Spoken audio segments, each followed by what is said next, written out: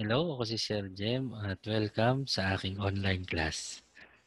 Ngayon, sa pangalawang episode ng ating channel ay i-discuss natin ang isa sa mga mahalagang usapin at pag-aaral hinggil sa subject or asignaturang Araling Panlipunan 7 at Araling Panlipunan 8. At ito yung heograpiya. At bilang panimulan nitong heograpiya ay ang tinatawag nating pag-aaral hinggil sa lokasyon.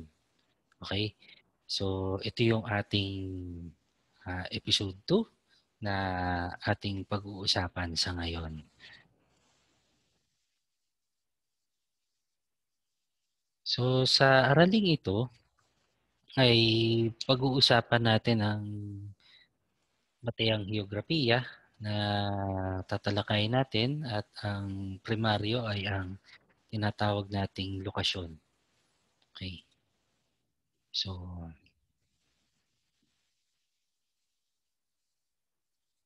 ang ating layunin para sa ating pag-aaral ay makilala ang mga uri ng lokasyon na ginagamit sa pag-aaral ng heograpiya, kasaysayan at iba pang mga disiplina sa agham panlipunan. At ang isa pa ay ang mapag-iba ang gamit ng dalawang uri ng lokasyon batay sa pagkakataon at sa sitwasyon. Yan yung mga dapat nating malaman. Okay? So, simulan natin. Ang lokasyon ay tumutukoy sa kinalulugaran ng isang bagay. So, ito yung kung saan ka posibleng matagpuan, kung saan ka madaling makita, or kung saan ka, in other words, located. Saan ka makikita, matatagpuan, makakasalamuha, yan. Ito ay tumutukoy din sa kinauukulang pwesto ng isang bagay, yung lugar kung saan ka nandoon. At meron din tayong tinatawag na dalawang uri ng lokasyon. At ito ay ang absolute location at ang relative location. So, ito yung dalawang uri ng lokasyon na kailangan nating tandaan at malaman para mapag-aralan ng mahusay ang Araling Panlipunan 7 at Araling Panlipunan 8 kasi madalas itong gagamitin sa kabuuan ng ating asignatura. Okay? So, direction. Ito rin, mahalaga din nating malaman ang bagay na ito. Bakit? Mayroon tayong tatlong uri ng direksyon upang matukoy ang absolute at relative location. Yan. Kasi ginagamit ang mga direksyon na ito para matuntun ang isang bagay. Okay? Ang una ay ang tinatawag nating cardinal or yung cardinal direction. Kilala bilang north, south, west, at east. Okay? Tandaan natin yung ating acronym NSWE. So, north, south, west, east. Okay? So, ang ginagawa madalas dito para mas madali natin matandaan yung north, south, west, east ay yung haharap tayo kung nasaan ang hilaga. Okay, paano natin madaling ma-identify? Hanapin ang iyong kanang kamay. Okay? Tuntunin kung saan nakasikat ang araw sa umaga ito, ha? Ngayon, kung nasaan ang sikat ng araw, itapat ang iyong kamay. No? Dapat parallel ito sa iyong katawan at doon mo ituro ang kamay mo. Yun ang east. Okay? Ngayon, paano natin malalaman kung nasaan yung north? Okay? Para sa mga Katoliko, ganito. Okay? Magsangalan ng Ama, ng Anak, nandyan yung south. Okay? So, ibig sabihin nasa south, nandoon sa likuran mo. No? Yung north, nandoon sa iyong harapan. Ang south, nandito sa iyong likuran. Tapos, west, okay? So, ibig sabihin, dahil east ay natuntun mo na, holy, nandito sa iyong kaliwang bahagi. At yung east, nandito sa kanan. Okay? Tapos, amen. Ayun, yun yung isa. At isa sa pinakamadali para matandaan natin is, yun nga, yung acronym niya, NASAWI. Okay? North, South, West, East. Okay? So, normally, itong paghahanap ng mga absolute and relative location ay nakadepende sa mga ito. At itong mga cardinal directions ay ginagamit upang mas madaling mahanap, no? At mamaya mas pag-uusapan natin itong mga bagay na ito pag tinutukan na natin yung absolute at relative location. Okay? Ang kasunod na bahagi nito ay ang tinatawag nating intercardinal direction. Okay? Ito yung nasa pagitan ng north, east, south, west, and north again. Okay? So ito yung northwest, northeast, southwest, and southeast. Okay. So ang kasunod naman nito ay yung tinatawag naman nating secondary intercardinal directions. Okay, marami-rami ito. Yung tinatawag nating north-northwest, north-northeast, south-southwest, south-southeast, west-southwest, west-northwest, east-northeast, at east-southeast. Okay, yan. Ito ang north, ito yung south, ito yung west, ito yung east, northwest, northeast, southeast, southwest. At sa pagitan ng west at southwest ay ang west-southwest. Pagitan ng west at northwest ay yung west-northwest. The same also goes sa northwest at saka yung north, yung north-northwest and north-northeast sa pagitan ng north at northeast and so on and so forth. Ayan. Okay? So, ito yung iba't ibang mga direksyon na magagamit natin upang madaling matuntun ang lugar or kinalulugaran ng isang tao, ng isang bagay, ng isang bansa, or ng isang, generally speaking, ng isang bagay na kailangan nating matuntun. Okay? So, yan yon. So, absolute location.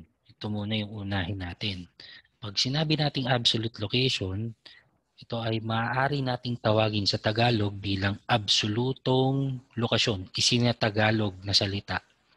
Okay? Dito natutukoy ang eksaktong kinalulugaran ng isang bagay sa pamamagitan ng sumusunod.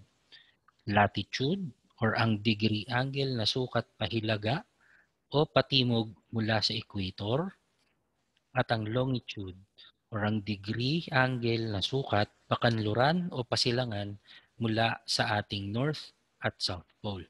Okay? Ito ay tinatawag nating coordinate system. Okay? Yung pagsasalubong ng dalawang degrees na ito mula sa hilaga papunta sa timog at mula sa kanluran patungo sa silangan. Kapag ka nag-intersect ang dalawang degrees na yan, okay? So doon natin makikita ang eksaktong lokasyon ng isang bagay. At yun nga, yung tinatawag nating coordinate system sa ating globo or sa ating mga mapa. Yan. Okay. Ano ang halimbawa? So, para matagpuan natin ang Pilipinas, yan, ang Pilipinas ay nandito. Normally, hinahanap kung nasaan ang capital ng bansa. Okay?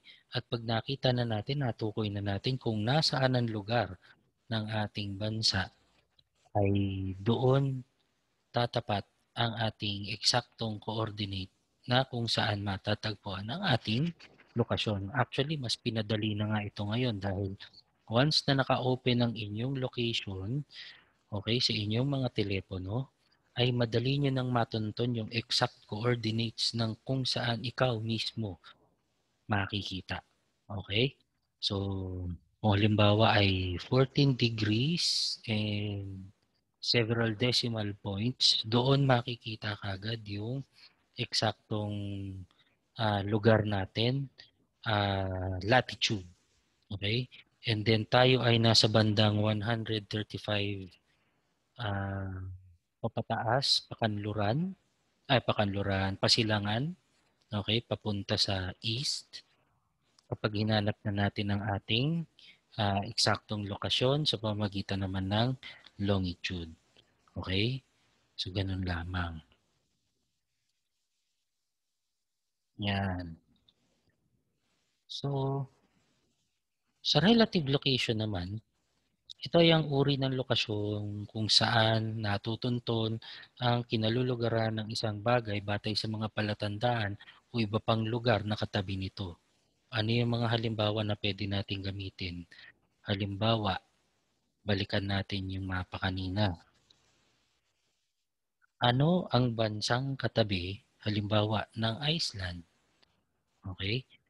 Kung titignan natin, sa kanluran ng Iceland, matatagpuan ang malaking bansa ng Greenland. At doon naman sa kanyang bandang timog silangan ay makikita ang United Kingdom. Bandang silangan ay ang Norway at ang Sweden. Pwede rin natin gamitin yung mga lugar na kung saan katubigan bilang palatandaan kung saan madali siyang mahanap. Halimbawa, itong Chile, okay? Nasa bandang kanluran ng Chile ay ang South Pacific Ocean. Ayan, okay? So, pwede nang palatandaan yan kagad. Or halimbawa, ang United States ay makikita sa pagitan ng North Pacific Ocean sa kanluran at North Atlantic Ocean sa may bandang silangan nito. Okay? Sa hilaga niya ay ang Canada at nasa timog ang Mexico. Okay? So that's relative location. Pero ito nga kasi mas madalas ginagamit yung coordinate system para mas madali nating maintindihan ang paggamit naman ng relative location. Huwag malilito dito sa title natin sa itaas. Okay?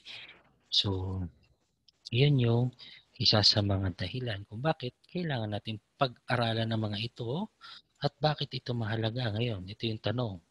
Paano magagamit ito sa pag-aaral ng kasaysayan at agham panlipunan sa pangkabuuan? Unang-una, nagagamit ang mga absolute at relative location sa pamagitan ng paghahanap ng mga eksaktong lugar, okay, na kung saan nangyari at naganap ang mga bagay-bagay sa kasaysayan. Halimbawa, saan ba matatagpuan ang eksaktong lugar kung saan namatay si Andres Bonifacio? Kung hindi tayo familiar sa absolutong pangalan ng lugar, pwede natin gamitin yung ito ay malapit sa bundok buntis. Okay? Pwede yun. That's relative location. Okay? Ano pa yung mga halimbawa? Tayo ay naghahanap ng lugar na pwedeng pagtamnan ng maayos na kape. Halimbawa, saan ba madalas maganda magtanim ng kape? Saan ba yung mga lugar na medyo basa ang mga lupa, mataas ang lugar? Halimbawa, sa may bandang Batangas na isang plato. Okay? Halimbawa, sa may bandang Cavite. Okay? Ano pa yung mga lugar na iyon? Saan natin matatagpuan yung mga yon? Pwede nating sabihin ang ang Cavite ay eksaktong matatagpuan sa ano, halimbawa, hilaga ng ganitong bayan, ng ganitong probinsya. Yan yung mga halimbawa ng paggamit natin. Ano pa yung mga halimbawa? Yung 37th parallel na kung saan naganap ang paghahati ng North and South Korea. Paano natin hahanapin yun sa mga mapa? So hanapin lang natin kung pang ilang degree latitude at makikita na natin ang 37th parallel na yan. Okay? So, ano pa yung halimbawa? Yung ginagamit nating locator no sa ating mga cellphone. Ito sa kasalukuyang gamit ng teknolohiya, ang ating GPS system ay ginagamitan ng absolute and relative location. So pag pinaghanap natin si Siri, halimbawa ng masarap na makakainan, no, lalo-lalo na nung panahon na wala pang pandemya, Siri, can you tell me where's the nearest coffee shop? Or can you tell me where is the nearest Jollibee? Sasabihin ni Siri, I have several locations that I have found Jollibee and it is near you. Yung mga tipong ganyan, yung sasagot ni Siri. So, doon pa lamang ay makikita na natin yung halaga ng gamit ng absolute at relative location or ng location in general sa pag-aaral hindi lamang ng kasaysayan, pati na rin ng agam panlipunan at sa iba pang mga gamit nito sa pang-araw-araw nating ginagawa. Okay, summary naman. May dalawang uri tayo ng lokasyon, balik-aral lang. Okay, ito yung absolute at relative location or absolutong lokasyon at relatibong lokasyon. Ang absolute location ay nalalaman sa paggamit ng mga sumusunod coordinate system batay sa latitude at longitude at ng ating mga cardinal, intercardinal at secondary cardinal direction. Ang relative location ay matutunton sa pamamagitan ng paghahanap ng landmark sa palibot ng lugar at gamit rin ng cardinal, intercardinal at secondary cardinal directions. Okay? Magagamit ito sa pag-aaral ng heograpiya, kasaysayan at iba pang agam panlipunan dahil natutunton ang mga lugar na pinangyarihan ng mga mahahalagang pangyayari, mga lugar na siyang pumukaw sa sibilisasyon at mga mahahalagang bagay pang nagbibigay hubog sa agham panlipunan. Okay? So, yan lang yung kabuuan ng ating discussion, no? Napakadali lang para sa atin na intindihin yung lokasyon bilang bahagi ng batayang heograpiya. So, bilang pagtatapos, yun nga, iniimbitahan ko kayo ulit na mag-like or mag-dislike. Pwede niyong i-share ito sa inyong mga kamag-aral, sa inyong mga magulang, sa inyong mga kapwa-teacher na naghahanap din ng solusyon paano maituturo itong araling ito at kayo kung medyo nahihirapan ng mga estudyante para intindihin ang idea ng lokasyon, pwede nyo magamit ito bilang review video para madali nyo matandaan yung idea hinggil sa lokasyon. Okay? So don't forget to subscribe. If you have any comments, you just comment down below. And then that's all. Okay? Have a nice day. God bless. See you again later.